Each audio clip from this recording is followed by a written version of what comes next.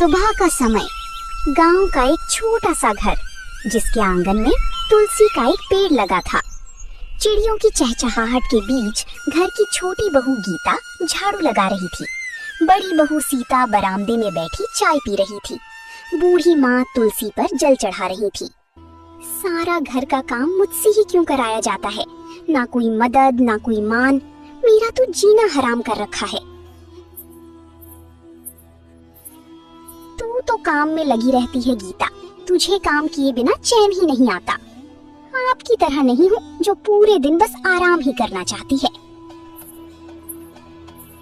अरे गीता, जुबान संभाल कर बात कर। बड़ी बहू से इस तरह बात करते शर्म नहीं आती?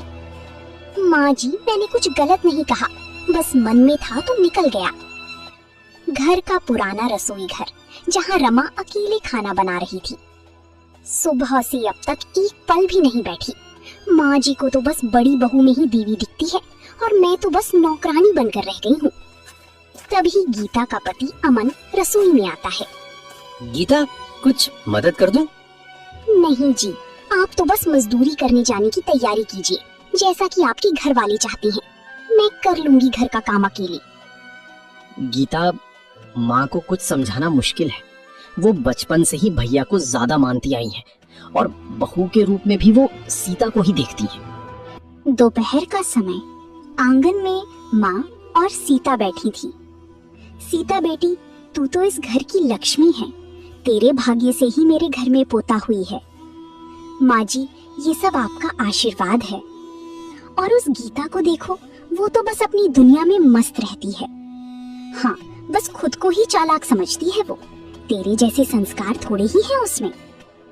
गीता दूर से सब सुन रही थी। उसकी आंखों में आंसू आ जाते हैं। रात का समय, सब खाना खा चुके थे। गीता चुपचाप बर्तन धो रही थी। गीता, तुम्हें बुरा लगा जो माँ ने कहा? देखो, मैं माँ की तरफ से माफी मांगता हूँ। नहीं अमन जी, अब तो आदत सी हो गई है, लेकिन दर्द तो होता ही है ना। गीता, हम अभी कुछ बदल तो नहीं सकते, पर मैं हमेशा तुम्हारे साथ हूँ। बहू अमन को समझा दो कि गीता को ज्यादा सिर चढ़ाना ठीक नहीं। औरतों को उनकी जगह पता होनी चाहिए। आप चिंता ना करें माँ जी, मैं सब संभाल लूंगी।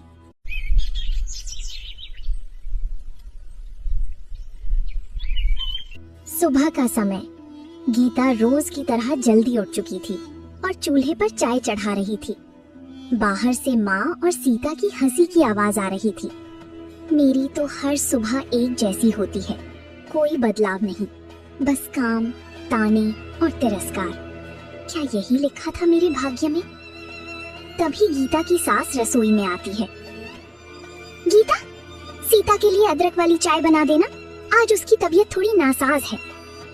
मेरी भी तो रात से तबीयत ठीक नहीं है माँ जी, फिर भी आपने मुझसे कुछ नहीं पूछा।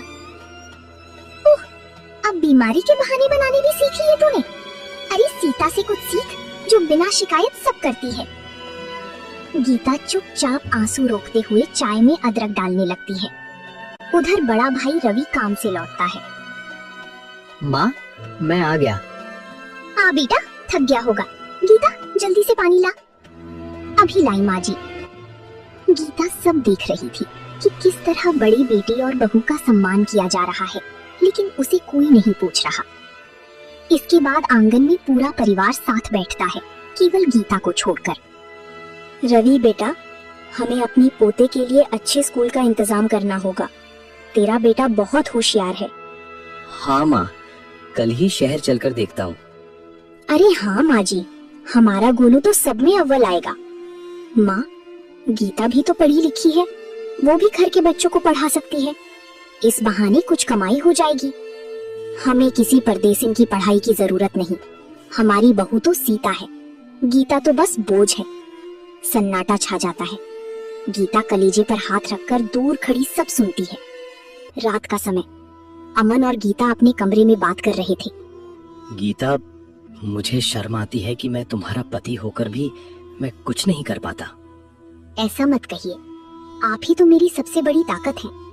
आप हैं तभी मैं सह पा रही हूँ।